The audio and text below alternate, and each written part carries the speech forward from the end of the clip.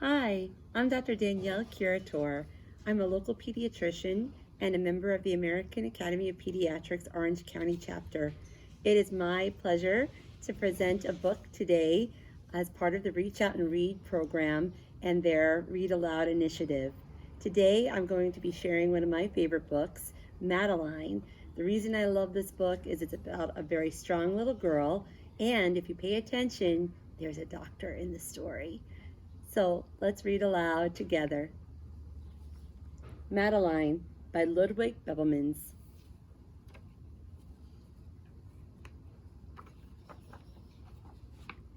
In an old house in Paris that was covered with vines lived 12 little girls in 2 straight lines. In 2 straight lines they broke their bread and brushed their teeth and went to bed.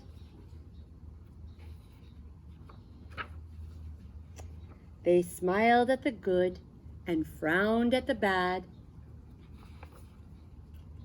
and sometimes they were very sad. They left the house at 9:30 in 2 straight lines, in rain or shine. The smallest one was Madeline. She was not afraid of mice. She loved winter, snow, and ice. To the tiger in the zoo, Madeline just said, "Poo-poo." And nobody knew so well how to frighten Miss Clavel. In the middle of one night, Miss Clavel turned on her light. She said, "Something is not right."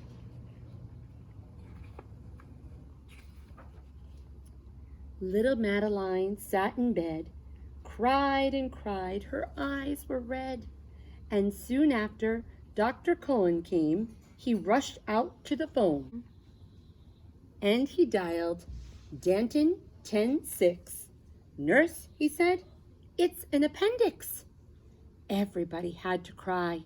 Not a single eye was dry. Madeline was in his arm, in a blanket safe and warm. In a car with a red light, they drove out into the night. Madeline woke up 2 hours later in a room full with flowers. Madeline soon ate and drank. On her bed there was a crank, and a crack on the ceiling had the habit of sometimes looking like a rabbit. Outside were birds, trees, and sky, and so 10 days passed quickly by. One nice morning, Miss Clavel said, "Isn't this a fine day to visit Madeline?" Visitors from 2 to 4 read a sign outside her door, tiptoeing with solemn face, with some flowers and a vase.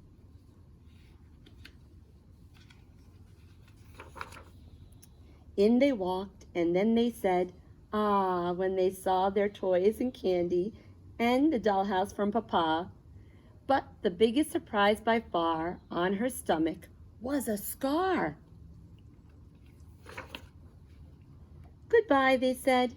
"We'll come again." And the little girls left in the rain. They went home and broke their bread, brushed their teeth, and went to bed. In the middle of the night, Miss Clavel turned on the light and said, "Something is not right," and afraid of a disaster, Miss Clavel ran fast and faster. And she said, "Please, children, do tell me what is troubling you."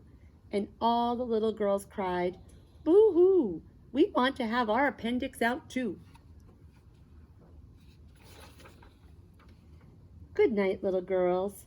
Thank the Lord you are well. And now go to sleep," said Miss Clavel. And she turned out the light and closed the door, and that's all there is. There isn't any more. Thank you for sharing this Reach Out and Read book with me. I hope you enjoyed it as much as I did.